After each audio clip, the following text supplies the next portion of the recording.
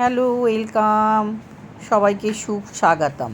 আজকে একটা মাছের নতুন রেসিপি নিয়ে এসেছি তোমাদের কাছে। দেখো, দই কাতলা, এটা ঠাকুর বাড়ির জনপ্রিয় রান্না। তা আমি এটা আজকে তৈরি করেছি, তোমাদেরকে দেখাবো কি করে করছি। চলো সবাইকে দেখে নাও কীভাবে তৈরি। যারা চ্যানেলে নতুন, এখনও সাবস্ক্রাইব করোনি, ফলো করোনি, তো ফলো করে নিয়ে দেখো বন্ধুরা। তো আমি গুঁড়ো মশলাগুলোকে আগে রেডি করছি। দেখো, জিরে গুঁড়ো, ধনে গুঁড়ো আর লাল লঙ্কার গুঁড়ো। ঝালটা নিজেরা বুঝে দেবে, কেন এই মশলাটা এইভাবে করলে মনে হয় বাটা মশলার মতন বন্ধুরা। তো এইটাকে রেডি করলাম আর করে নিচ্ছি। দেখো, মাছের পেটিগুলোকে নিয়েছি আমি, 4 পিস পেটি নিয়েছি। এটা লেবুর রস দিয়ে মাখাচ্ছি, কেননা লেবুর রস দিলে একটা কাতলা মাছের একটু গন্ধ থাকে, সেই গন্ধটা থাকবে না কিন্তু। আর দিয়ে দিচ্ছি গোলমরিচের গুঁড়ো। এখানে হলুদ ব্যবহার হবে না, যেহেতু দই কাতলা বন্ধুরা। তো ভিডিওটা পছন্দ হলে লাইক, কমেন্ট আর শেয়ার করতে ভুলবে না। তো দেখো, লবণ দিয়ে দিচ্ছি আর একটু আমি দই দিয়েছি। দই দিয়ে মাখিয়ে দিই, যেহেতু দই কাতলা দই দিয়ে মাখাচ্ছি। রান্নাটা ডিপেন্ড করছে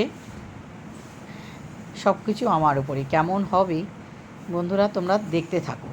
তো চলে এলাম রান্নাঘরে। কড়াইয়ে সর্ষের তেল, সাদা তেলে করতে পারো তোমরা বন্ধুরা। তো আজকে দেখো আমি কিভাবে করছি, আমার মতন করে তোমরা দেখে নিলে হয়তো ট্রাই করতে পারো। ট্রাই করে করতে পারো, কমেন্ট করে জানাবে কেমন লাগছে। আর দেখো, মাছগুলোকে হালকা করে ফ্রাই করে নিব। তো এপিঠ ওপিঠ ভালো করে ভেজে নিচ্ছি কাতলা মাছগুলো। বেশি ডিপ ফ্রাই করতে হবে না, হালকা ফ্রাই করলেই হবে বন্ধুরা। এই টাইপ করে ভেজে নিতে হবে। দেখো, ব্রাউন করে ভেজেছি, খুব ডিপ ব্রাউন না। তো মাছগুলোকে এপিট করে ভালো করে ভেজে নিলাম। এবার তুলে নিচ্ছি বন্ধুরা স্টেপ বাই। দেখো, দই কাতলা করা খুব সহজ রেসিপি, খেতে যতটা যা সুস্বাদু না। আর এদিকে পেঁয়াজ বেরেস্তাও করে নিলাম, করে নিয়ে তুলে নিলাম বন্ধুরা। এইবার কড়াইয়ের মধ্যে ওই তেলে করব গোটা গরম মশলা, একটা শুকনো লঙ্কা ফোড়ন দিলাম, দিয়ে দিলাম পেঁয়াজ বাটা। হাতে পেঁয়াজটা যদি বাটো তাহলে খুব ভালো হয়। আমি ওই হাতে বেটেছিলাম ঠিকই, কিন্তু দেখাতে পারিনি বন্ধুরা। আর এখানে দই আর কাজু নিয়ে নিলাম, ওটাকে পেস্ট করে নেব। আর এদিকে টমেটো বাটাটা তোমরা স্কিপ করতে পারো। তো আমি টমেটো বাটা একটু দিলাম, মাছের স্বাদ হবে। আর কাঁচা লঙ্কা আর আদা বাটা দিলাম বন্ধুরা। দিয়ে ভালো করে মশলাটাকে কষাতে থাকবো খানিকক্ষণ ধরে, যতক্ষণ মশলায় কাঁচা গন্ধ দূর হচ্ছে না আর তেল ছাড়ছে না। দিয়ে দিলাম লবণ পরিমাণ মতন, স্বাদ অনুযায়ী। আর এই যে বাটিতে যে গুঁড়ো মশলাটা গুলে রেখেছিলাম, সেই মশলাটা দিয়ে দিলাম। দিয়ে এবার বেশ খানিকক্ষণ ধরে মশলাটাকে কষাবো। মশলা কিন্তু কষাবার উপরে তরকারির টেস্টটা ডিপেন্ড করে বন্ধুরা। আমি একটু আগেই বললাম না, যত মশলাটাকে ভালো করে কষাতে পারবে তত তরকারির টেস্ট হবে। তো মশলাটা মোটামুটি কষানো হয়ে গেছে। দেখো, কড়াই থেকে ছেড়ে উঠেছে মশলা। এবার দিয়ে দিব জল। তো জল দিয়ে দিলাম, পরিমাণ মতন জল দিতে হবে। আমি 4 পিস রান্না করছি বন্ধুরা, সেই হিসাবে জল দেবে। এবার ঢাকা দিয়ে দিলাম, ঢাকা চাপা খুলে এবার ঝোল ফুটে উঠেছে। এইবার মাছগুলোকে এক এক করে দিয়ে দেবো বন্ধুরা।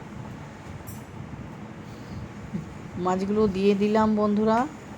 তোমরা স্কিপ করে দেখবে না, পুরো ফুল ভিডিওটা দিবে আর রান্না করে আমাকে জানাবে কমেন্ট করে কেমন হচ্ছে। এইবার দইটা আর কাজু যে বাটাটা দিয়ে দিলাম।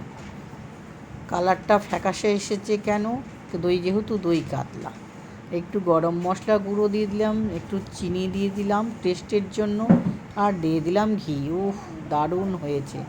দেখি তো মনে হচ্ছে, এর আগে অনেকবার আমি রান্না করেছি কিন্তু ভিডিও শেয়ার করতে পারিনি। আর দিয়ে দিলাম একটু সামান্য গোলমরিচের গুঁড়ো। তো আমার রেডি হয়ে গেল দই কাতলা বন্ধুরা। এইভাবে একটু ফুটিয়ে নিলে তোমরা অবশ্যই করবে, কিন্তু আমাকে জানাবে। চলো এবার সার্ভ করব। একটা বাটিতে প্লেটে ঢেলে নিচ্ছি। তো টেবিলে তোমাদের সঙ্গে দেখা হচ্ছে বন্ধুরা। চলো টেবিলে দেখাই। চলে এলাম টেবিলে। এবার পেঁয়াজ বেরেস্তা ছড়িয়ে দিলাম। কি সুন্দর। তো আজকের ভিডিও এখানেই শেষ করছি। Like, comment, share.